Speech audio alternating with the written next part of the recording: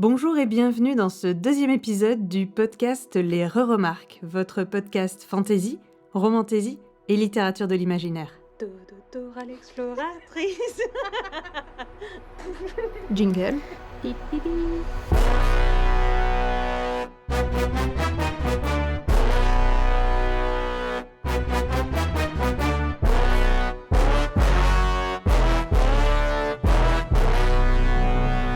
Au sommaire de cet épisode, c'est un programme un peu particulier, puisque plutôt qu'un book club autour de nos différentes lectures, nous allons nous concentrer sur un seul roman, paru en octobre 2024, et que tu attendais, Kélène, avec beaucoup d'impatience.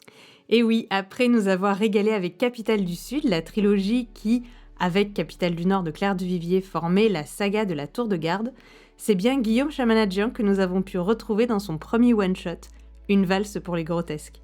Un roman que j'attendais du coup, oui, avec beaucoup d'impatience, puisqu'il s'agit du tout premier roman après cette série, qui a un petit peu battu tous les records.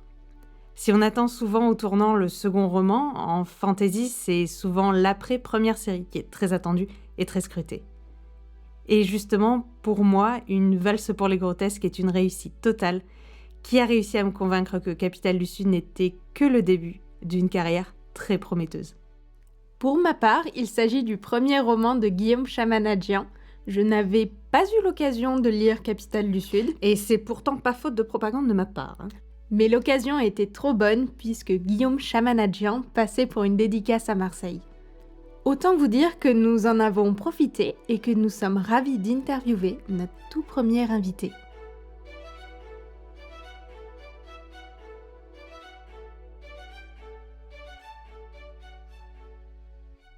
Bonjour Guillaume Chamanadjian et bienvenue du coup pour cette toute première interview du podcast Les Re-Remarques, le podcast fantasy, romantaisie et littérature de l'imaginaire. Tu es aujourd'hui en dédicace à la librairie Les Voix des Chapitres, une librairie spécialisée qui a ouvert l'an dernier à Marseille et que nous remercions de nous accueillir le temps de cette interview. Bonjour. Je t'en prie. Bonjour et merci. Début octobre, du coup, est paru ton tout premier roman et ton tout premier projet solo, finalement. Est-ce que tu peux nous pitcher Une valse pour les grotesques ? Ah, ça commence mal, c'est très difficile à pitcher. C'est pour ça que je te laisse faire, d'accord ? Ouais, je vois ça. Donc effectivement, Une valse pour les grotesques, c'est mon premier roman solo, c'est un one-shot d'imaginaire. Donc on va suivre, en fait, il faut imaginer une ville qui serait nichée au creux des Alpes, quelque part entre l'Autriche, l'Italie, la Slovénie, dans un lieu un peu indéfini, dans une vallée, en fait, au bord d'un lac, une ville universitaire, avec effectivement son université un peu antique, qui a été créée 500 ans auparavant, son château, sa vieille noblesse surannée, etc. Et donc on est très exactement à l'année 1816, au printemps 1816, et on va suivre un étudiant, en premier lieu, on va suivre un étudiant en obstétrique et également un chiroplaste, c'est-à-dire qu'il fait des cires anatomiques pour que les autres étudiants puissent apprendre l'anatomie. Et en fait, ce jeune étudiant qui s'appelle Johann von Capriccio va se faire kidnapper un soir, assommer, jeter dans une voiture, et on va l'amener devant la femme du margrave, donc du seigneur local de cette ville, et qui a un mystère à lui soumettre, et elle aimerait bien son avis à la fois de médecin et d'artiste. Et en fait, elle lui montre le fils qu'elle a eu quelques mois auparavant, et ce fils, donc ce bébé, a des cornes, des sabots de bouc et une queue. En fait, ce fils est un faune. Et à partir de là, donc, ce qui n'est pas possible. Enfin, dans ce monde-là, un faune, ça ne peut pas exister. Et Johann va se retrouver embarqué, bien malgré lui, dans cette histoire, puisque l'arrivée de ce faune dans cette ville, c'est finalement le signal que quelque chose de beaucoup, beaucoup, beaucoup plus important est en train de se passer. Bon, du coup, tu l'as déjà abordé, mais c'est vrai que donc dans Une valse pour les grotesques, tu t'attaques de nouveau à une fantaisie des villes, là où Capitale du Sud était vraiment infusée de Méditerranée et plus particulièrement du coup de Sienne notamment. Tu l'as un petit peu abordé, mais où placerais-tu exactement sur une car Châtellerault. C'est un peu compliqué à... Bah, justement, je le place pas sur une carte. Ouais. C'était l'idée. Ouais. C'était de dire que c'est implaçable. Enfin, on peut pas le mettre sur une géographie. En fait, quand l'Empire romain germanique s'est effondré au début du 19e siècle, il y avait donc le Saint-Empire romain germanique qui couvrait un peu toute cette partie de l'Europe jusqu'à la Pologne, jusqu'aux Balkans, etc. Quand il s'est effondré, en fait, c'était des tout petits territoires dont certains sont restés. Alors le Liechtenstein, par exemple, des tout petits territoires, des duchés, des margravias, des comtés. Et en fait, certains sont restés à la postérité, d'autres ont été rattachés, qui à l'Italie, qui à l'Autriche, qui à la Slovénie. Et en fait, là où justement, je reviens justement à ta question, pourquoi est-ce que ce n'est pas plaçable sur une carte, c'est qu'à la fin du 19e siècle, il y a eu une espèce de tradition, de mode dans le livre. Il y a eu un livre qui s'appelait un roman qui s'appelait Le prisonnier de Zenda qui a lancé cette mode de ce qu'on a appelé le roman ruritanien. Et le roman ruritannien, c'était justement, on imaginait des petits territoires comme ça, issus du Saint-Empire romain germanique, qui auraient perduré, et dans lequel il pourrait se passer des histoires, alors avec des contes, avec des princes, avec le château de Cagliostro de Miyazaki, c'est un héritier du roman ruritannien, en l'occurrence. Et il y en a d'autres. Du coup, d'où est venue l'inspiration pour les grotesques? Est-ce que tu peux nous décrire exactement ce que sont les grotesques? Parce que c'est pas quelque chose qu'on voit très régulièrement, justement. Alors en fait, c'est quelque chose qu'on voit régulièrement, mais on n'y fait pas attention. Et c'est là où c'est intéressant. Une grotesque, en fait, c'est deux choses. C'est à la fois les gargouilles qui sont sur le côté des châteaux, des cathédrales, etc. Donc c'est des statues grimaçantes qui sont là un peu pour à la fois pour faire un peu peur et puis le mot grotesque lui-même le dit, pour désacraliser un petit peu ces lieux-là. C'est également, en fait, dans les manuscrits médiévaux, une grotesque, c'était des petites enluminures, enfin des marginalia, en fait, parce que ça se trouvait dans les marges. Donc c'était pareil, des dessins qui étaient là pour faire un peu sourire, pour désacraliser un petit peu le côté sérieux des textes. Donc effectivement, l'idée, donc on parlait de cette ville, donc Châtellerault, qui est vraiment dans un endroit qui n'existe pas vraiment, mais cette ville a quelque chose de particulier, c'est que le fondateur de la ville a sculpté des grotesques un peu à tous les coins de rue, donc des statues qui sont toutes qui vont être certaines inspirées des légendes germaniques, d'autres inspirées de la mythologie gréco-romaine, etc. Et tout ça avec cette idée que tout cet imaginaire, finalement, qui vient de toute l'Europe, se déverse vraiment dans cet endroit précis et est représenté par ces grotesques. Donc c'était ça un peu que je voulais, c'était représenter tout l'imaginaire européen. Alors évidemment j'ai pas tout mis parce que ce serait un catalogage sans fin, mais effectivement tout l'imaginaire européen qui serait représenté au sein de cette ville. J'ai rarement vu la syroplastie aussi abordée en littérature, encore moins dans l'imaginaire. D'où est venue cette envie de traiter un sujet qui est quand même pas commun? Alors, c'était un peu la continuité des grotesques, c'est-à-dire qu'effectivement, les statues de pierre, au bout d'un moment, elles deviennent, dans le cadre d'une université, elles deviennent statues de cire. En fait, l'idée, elle m'est venue, et d'ailleurs, le roman est vraiment, je pense, né d'un voyage qu'on avait fait il y a 3 ans, avec Claire Duvivier à Bologne. Donc on fait souvent ça en fait, enfin souvent quand on peut. On prend un train, on va dans une région du nord de l'Italie parce que ça fait trop loin sinon en train si on va dans le sud. Et ensuite on fait un petit tour en transport en commun. Et à un moment on s'était arrêté à Bologne. Bologne étant une ville universitaire, alors où en plus les universités, c'est très marrant parce que moi qui ai connu l'université en France en préfabriqué, là-bas c'est des palais du 17e, donc c'est pas tout à fait la même ambiance. Mais en fait donc c'est une université. On avait visité notamment un musée qui se trouvait dans l'UV de médecine, si je puis dire.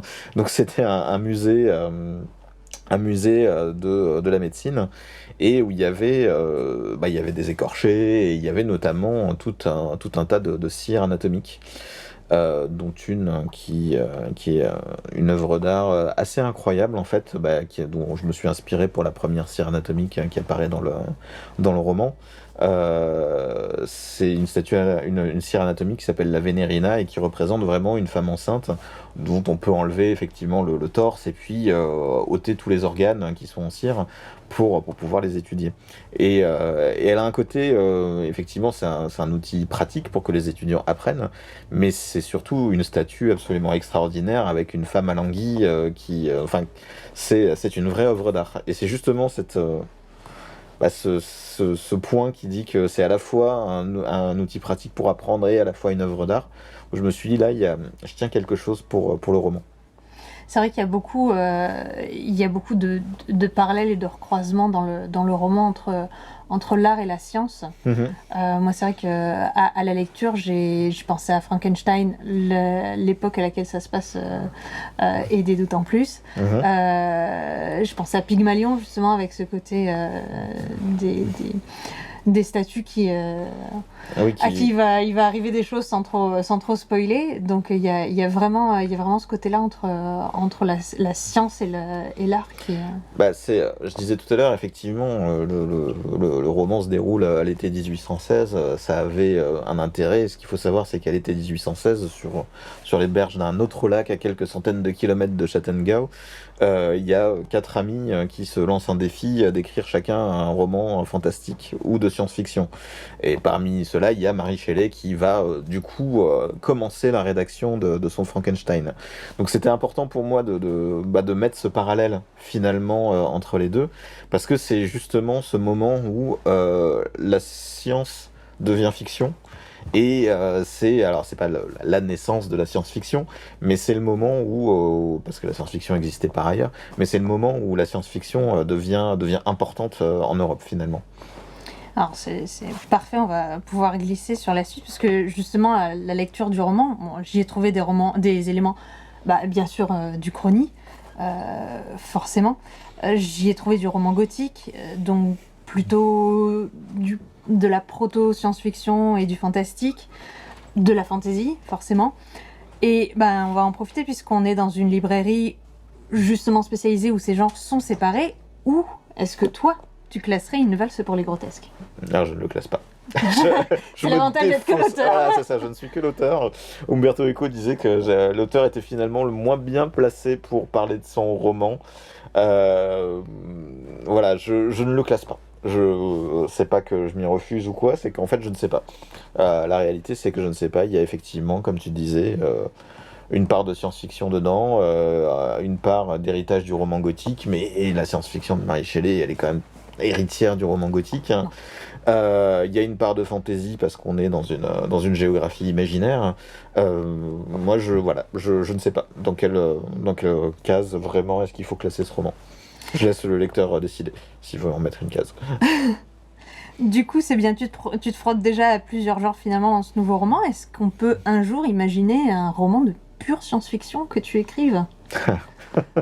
Je sais pas. En fait, la science-fiction, je trouve que c'est un genre qui est intimidant. Et moi j'ai écrit pour m'amuser, donc je sais pas trop si alors j'adore la science-fiction, d'ailleurs je suis finalement je pense plus lecteur de science-fiction que de fantasy d'une manière générale, mais n'étant pas moi-même de formation scientifique, je me trouve vraiment intimidé par le genre lui-même. Après, voilà, j'adore le vertige métaphysique qu'on peut trouver en science-fiction. J'essaie de le retranscrire autrement quand j'écris de la fantasy. Pour l'instant, c'est pas prévu. Très bien. Donc après une double trilogie à 4 mains, cette fois tu pars sur du one-shot. Finalement, qu'est-ce que toi tu as préféré écrire ? Parce que c'est deux approches du coup complètement différentes. Alors, c'est effectivement des approches extrêmement différentes. Je sais pas ce que j'ai préféré écrire. Ce que je sais, c'est que c'était finalement plus facile d'écrire avec Claire parce qu'on se bottait les fesses mutuellement. Chacun disait bon cet après-midi on écrit, on se lançait des objectifs il faut qu'on ait fait chacun 10 000 signes. Enfin voilà.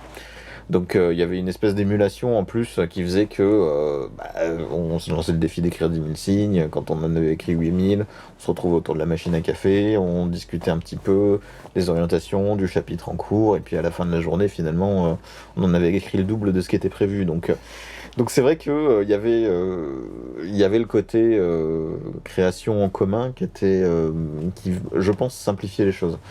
Là, c'est vrai que c'est la première fois que je me suis retrouvé seul face à mon texte, hein, même si Claire reste ma première lectrice et qu'elle a pas arrêté quand je lui faisais lire par partie, en gros, comme le roman a 3 parties, donc je l'avais fait lire un tiers. Et le seul retour que j'avais eu, c'est vachement bien, continue.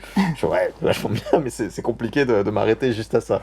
Donc ouais, j'étais beaucoup plus dans le tâtonnement et limite un peu plus stressé par l'accueil. Et forcément, parce que du coup, Voilà. tu es seul face à cet accueil-là. Parle-nous un petit peu de la genèse d'une valse pour les grotesques. De quand date ton idée et ton travail dessus? Est-ce qu'elle précède Capitale du Sud? Est-ce que tu l'as menée un peu en même temps? Comment ça s'est passé? En fait, c'est ce voyage à Bologne qui avait lieu, je crois qu'il y avait que le premier tome de Capitale du Sud qui était paru, mais le deuxième était sur le point de paraître, puisque ça devait être, ouais c'est ça, c'était en mars 2022. En fait, donc ça c'était le voyage à Bologne qui m'a donné l'idée. Mais voilà, je fonctionne un peu comme ça. J'ai des idées, je prends des notes et puis je les laisse sur le coin d'un cahier en me disant peut-être qu'un jour ça resservira. Il y en a quelques-unes comme ça. Enfin, je vais avoir une bonne dizaine d'idées qui traînent sur des cahiers. Il y a eu un moment où je me suis dit finalement c'est peut-être ce roman-là pour lequel je suis le plus près, quoi. Parce qu'il y avait des correspondances thématiques avec Capitale du Sud, il y avait des choses que je pouvais faire. Donc c'est celui-ci que je me suis senti d'écrire tout simplement à ce moment-là. Ok. Puis je pensais qu'il serait court aussi. Et en fait non, enfin pas tant que ça. J'espérais, je me disais allez je fais un roman de max 250 pages et finalement non. Ouais, effectivement, c'est pas tout à fait ça. Donc du coup, l'ambiance cette fois, elle est plus inspirée finalement de l'Europe germanique et on évoque un petit peu plus l'ambiance finalement de Capitale du Nord. Est-ce que tu dirais que ton travail en parallèle avec Claire a un petit peu influencé la manière dont tu as abordé l'écriture de celui-ci ou... Oui, bien sûr, parce que je pense que de toute façon, on a tellement discuté, on a tellement échangé pendant la rédaction de Capitale du Sud et Capitale du Nord, que les inspirations, enfin, je pense qu'on s'est quand même tous les deux inspirés mutuellement. Enfin, j'espère que c'est vrai aussi dans mon sens. Mais en tout cas, oui, je pense que. Alors après, Capitale du Nord est pas germanique à proprement parler, c'est encore un peu autre chose, hein. Mais oui, dans la manière d'aborder les contes, hein, dans la manière d'aborder le fantastique dans Capitale du Nord, il y a le côté. Il y a le côté objet ensorcelé qui est vraiment très très propre au conte germanique, pour le coup. Alors, je sais que le roman vient à peine de sortir finalement, mais est-ce que tu es déjà en train de plancher sur un nouveau projet? Pouf. En gros, j'ai 2 projets. Je sais pas encore lequel je vais faire. Voilà. Mais oui, j'ai 2 projets qui me trottent un peu dans la tête depuis plusieurs années. Un qui est issu de parties de jeux de rôle et l'autre qui est un peu plus personnel. Et en fait, je voulais attendre de voir, comme La Valse, c'est aussi un roman qui est un peu plus personnel. Je voulais attendre de voir tout simplement comment est-ce que c'était perçu, accueilli par les lecteurs pour savoir dans quoi me lancer. Mais pour le moment, je ne sais toujours pas. Du coup, quelle serait la thématique que tu n'as pas encore traitée mais que tu aimerais vraiment aborder un jour en termes d'écriture de roman? Bonne question. Le projet, alors après j'en parle toujours quand même un tout petit peu en creux. De toute façon, je pense qu'on peut pas trop s'en empêcher. Quand on écrit des romans, on écrit un peu sur son expérience personnelle, même si on essaye de masquer ça. Je pense qu'un jour, il faudra quand même que j'écrive un roman, alors qu'il restera de l'imaginaire, qui restera un peu masqué par rapport à tout ça, mais qui parle quand même un petit peu de l'histoire de ma famille et notamment du génocide arménien, en tout cas de ce côté-là de ma famille. Tant c'est quelque chose qui m'a touché depuis que je suis enfant, enfin depuis que j'ai conscience que le nom de famille que j'ai, il a quand même une histoire. Donc à un moment, voilà, il y aura, mais j'essaye de trouver, pour ainsi dire, la bonne manière de l'aborder, pour que ce soit pas un roman sur moi ou sur ma famille, mais que ça reste quand même un vrai. Voilà. Bon alors, on n'est pas censé aimer un de ses enfants plus que les autres, mais quel serait ton roman préféré parmi ceux que tu as écrits? Ça en fait quand même 4. C'est vrai que ça en fait 4. Bah je sais pas trop non plus. J'hésite entre 2. Je pense que quand on a 4, tu peux en aimer 2, non? Ouais, on peut dire ça. Bah en fait j'aime bien la valse. Parce que j'ai réussi à faire des trucs en narration que je pouvais pas faire sur un format trilogie. C'est un roman à tiroir avec des révélations au milieu, des choses. Donc la valse pour les grotesques, ouais, c'est pour le coup vraiment. Je suis content du résultat, même si j'étais dans le doute pendant très très longtemps, y compris après avoir bouclé le texte. Maintenant, avec le recul, je suis vraiment content. Je suis vraiment content de ce roman. Et le deuxième, j'avoue que moi j'ai beaucoup aimé écrire Trois Lucioles, donc le deuxième de Capitale du Sud. Euh, Parce que pareil, comme c'est un roman un peu pivot, il est structuré un peu différemment. Ça me permet d'essayer des petites choses, entre guillemets, en termes de narration, sans pour autant être coincé ni dans le roman d'exposition qui était le premier, ni dans le roman de résolution qui était le troisième. Donc j'avais plus de liberté finalement à écrire Trois Lucioles.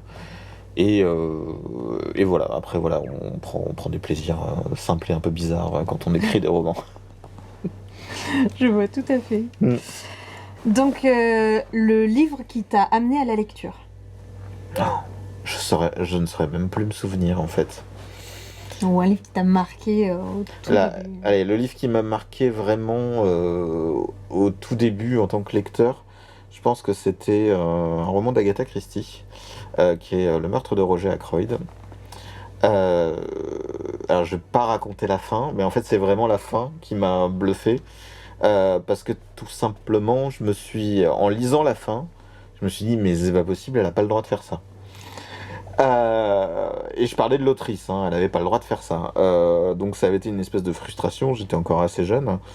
Et il m'a fallu en fait plusieurs semaines pour me rendre compte que en fait elle pouvait faire ce qu'elle voulait, parce que c'était elle qui nous menait en bateau du début jusqu'à la fin, que c'était elle qui avait les cartes en main. C'est ça que je crois qui m'a fait me rendre compte qu'il y avait des auteurs derrière les livres, et que ces auteurs ils avaient quand même des choses à dire. Bon, après, quand j'ai grandi et que je me suis un peu documenté, je me suis rendu compte qu'il y avait des règles et qu'en réalité, elle avait absolument pas le droit de faire ce qu'elle a fait dans ce roman-là. Mais elle s'est fait exclure de sociétés d'auteurs de polar pour avoir écrit cette fin, que je ne dévoilerai donc pas. Mais en tout cas, voilà. Et il y a un très bon essai de Pierre Bayard, hein, qui s'appelle qui est sur le meurtre de Roger Ackroyd, et qui explique plein de choses sur l'écriture de ce roman, et qui est absolument passionnant. Le livre que tu recommandes le plus souvent, ou ton roman préféré? Alors c'est deux choses différentes. Je dirais que le livre que je recommande le plus souvent pour des non-lecteurs, parce que c'est souvent des non-lecteurs auxquels je suis confronté, et je leur dis de lire De Bons Présages de Terry Pratchett et Neil Gaiman, même si je sais pas trop s'il faut parler de Neil Gaiman en ce moment. Mais parce que c'est un roman qui est à la fois intelligent et extrêmement drôle. Bon, après maintenant c'est vrai que je peux plus trop le recommander, parce qu'on me dit ah bah c'est cool, j'ai vu la série, effectivement c'est bien, mais le roman est mieux, lisez le roman. Et du coup, ton roman préféré? J'ai pas de roman préféré. Non, mais en plus, Je pose cette question, moi-même, je suis incapable d'y répondre, quoi. Bah ouais, Ou le roman que tu aimerais relire en ne l'ayant jamais lu? Le roman que j'aimerais relire... le lire pour une première fois. Ouais. Un roman qui pour moi est toujours une espèce de défi intellectuel assez intense, hein, et toujours extrêmement gratifiant, je trouve, hein, c'est Le Nom de la Rose d'Umberto Eco. Parce que je pense que c'est un des rares romans qui soit parfait, aussi bien dans sa conception, dans les thèmes abordés, dans la structure narrative, dans le côté humoristique quand il faut, et le côté polar, parce que c'est un polar aussi. Euh, et en fait, c'est un roman que j'ai lu plusieurs fois. C'est vrai que c'est un des rares romans, je relis très très peu, mais en fait, je l'avais lu une première fois quand j'étais étudiant en latin et qu'on me l'avait mis entre les mains en me disant tiens, il y a du latin dedans, amuse-toi. Euh, c'était pas la partie la plus fun enfin, c'était pas la lecture la plus fun du Nom de la Rose. Mais après, effectivement, je l'ai relu une fois que j'étais un lecteur un petit peu plus chevronné. Et ouais, à chaque fois, je l'ai lu 3 fois en tout, et à chaque fois j'en ai eu une lecture très très différente. Donc ce qui pour moi est quand même la marque d'un grand roman. Effectivement. Le livre que tu aurais voulu écrire. Tu vois, le livre où à la lecture, je dis putain, j'aurais vraiment aimé écrire ce livre-là en fait. Ouais. Je sais pas trop ce genre de réflexion. Il y a plus des idées où je me dis, tiens, ça j'aurais bien aimé y penser et le mettre dans un roman. Ça m'arrive. Mais pas le livre que j'aurais voulu écrire. À la rigueur, la dernière fois que ça m'est arrivé, c'était sur Le Créateur de poupées de Nina Allan, qui est un roman assez extraordinaire avec des trouvailles vraiment dingues. Et où effectivement, je me suis dit, mais tiens, là, il y a des thématiques que j'aurais aimé vouloir aborder, que je ferai peut-être un jour d'ailleurs. Et quelque part que je fais un petit peu dans la valse pour les grotesques. Et un thème, une thématique ou un trope que vraiment tu aimes particulièrement et que quand tu tombes dessus dans un roman ou dans la quatrième de roman, tu dis ok, ce livre-là, il faut que je le lise. Un bon méchant, bien machiavélique. J'en ai mis un dans une valse pour les grotesques et c'était un énorme kiff. C'est vrai. Eh bien, merci beaucoup Guillaume Chamanadjian de t'être prêté au jeu pour cette, du coup, toute première interview du podcast Les Re-Remarques. Merci beaucoup, à vous. Et du coup, un merci particulier à la librairie marseillaise Les Voix des Chapitres pour leur accueil. Merci beaucoup.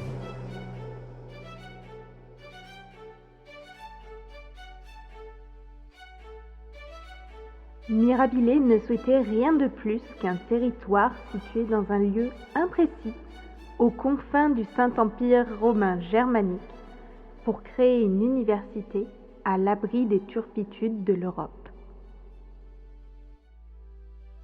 Oscillant entre fantaisie et uchronie, Guillaume Chamanadjian quitte avec une valse pour les grotesques, les contrées ensoleillées au parfum de Méditerranée, deux capitales du Sud, pour la ville de Châtenois, à la géographie flottante, évoquant les Alpes, les frontières du Saint-Empire germanique ou encore l'Istrie.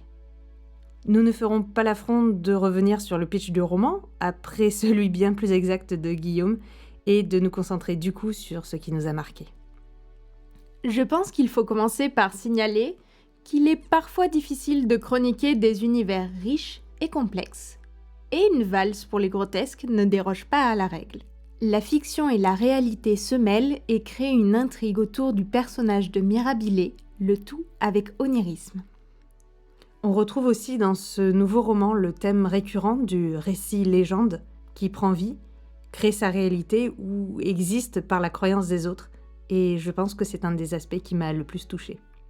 Évidemment, et là je parle pour moi puisque tu n'as pas encore lu les autres romans de Guillaume Chamanadjian, je trouve qu'on retrouve dans une valse ce que j'avais aimé dans Capitale du Sud, une écriture très sensorielle et notamment avec l'apport toujours plus important de la musique sur laquelle on reviendra.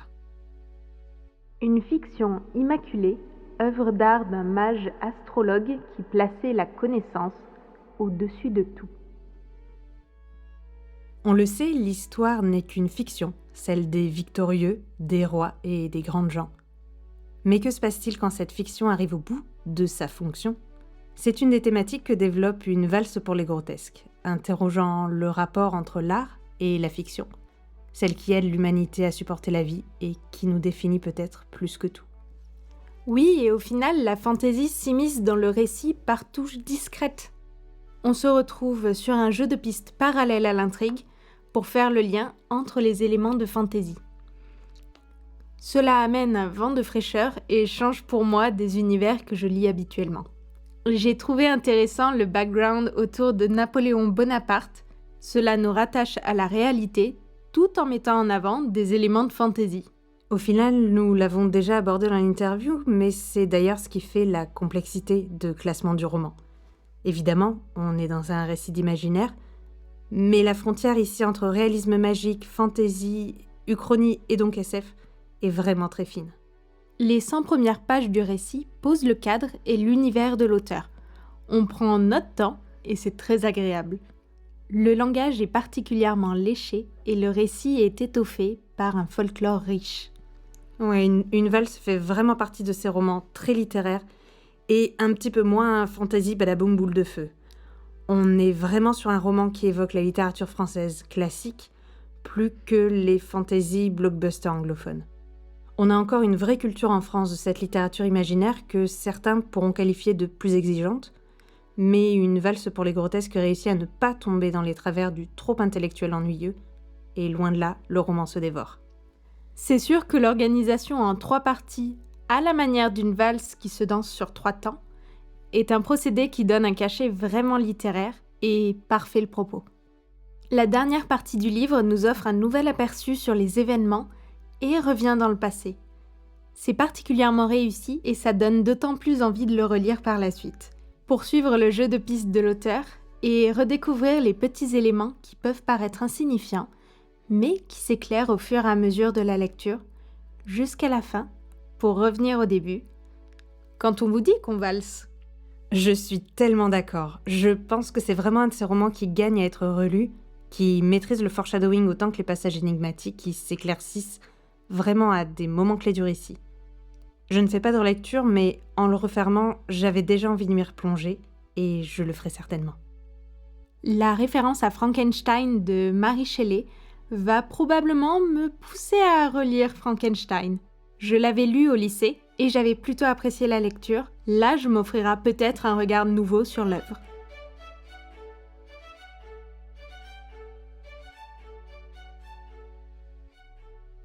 Une valse est une œuvre d'art.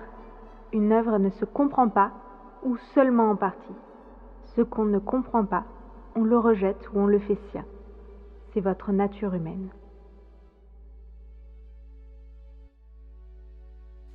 Bon, et puis j'avoue que l'un des points forts des romans de Guillaume Chamanadjian, pour moi, c'est vraiment ses personnages.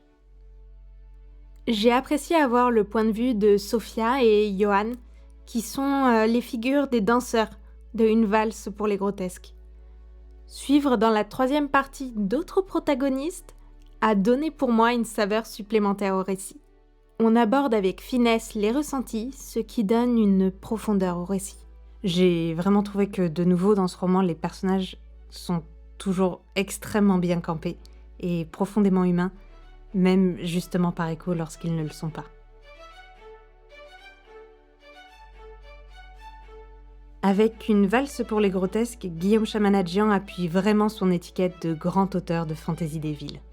Quelle bouffée d'air frais dans la fantaisie francophone qui démontre que l'on peut s'inscrire dans la tradition du roman français en fantaisie, sans en faire un ersatz de fantaisie anglophone hollywoodienne, ni tomber dans une écriture surannée ou pompeuse, et livrer un excellent roman alliant avec brio, divertissement et profondeur, fond et forme.